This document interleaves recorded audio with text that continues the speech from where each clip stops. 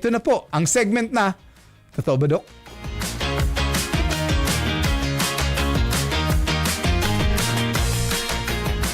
Question number 1. Kapag stress, matakaw.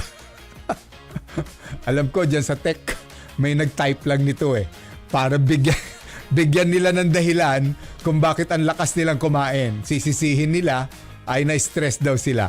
Well, totoo at hindi. Okay.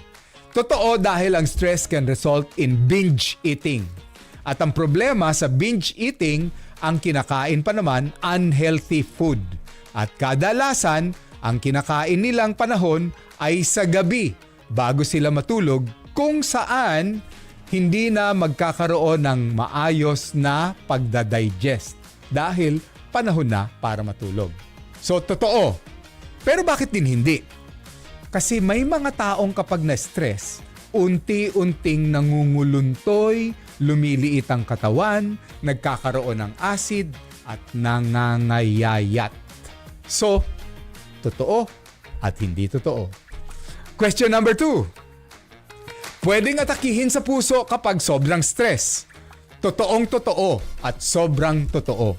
Dahil ang stress can result in closure ng ating mga ugat sa puso. Yung coronary arteries natin, magsasarado yan. Pag nagsarado yan, hindi dadalo yung dugo. Kapag hindi dumalo yung dugo, some part of the heart can die.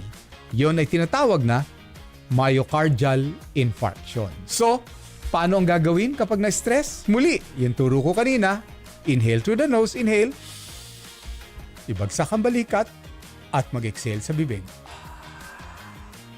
20 times. Question number 3.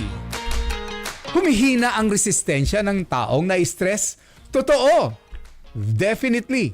Dahil ang ating panglaban sa mga mikrobyo, ang ating pagtaas ng immunity, ay nanggagaling sa malusog na mga white blood cells, malusog na mga hormones, malusog at masustansyang mga enzymes. Kapag tayo po ay stress, bagsak lahat ito. Ang white blood cell nyo, bagsak yon. Normally 10,000, yung nakakita ko yung iba, 2 to 5,000 nangangalahati. Ang inyo pong mga hormones, bagsak yon. Ang inyong mga enzymes, bagsak din yon. So hindi po kayo makadigest ng tamang pagkain, wala kayong na-digest na tamang pagkain, wala kayong nutrisyon, bagsak ang inyong kalusugan.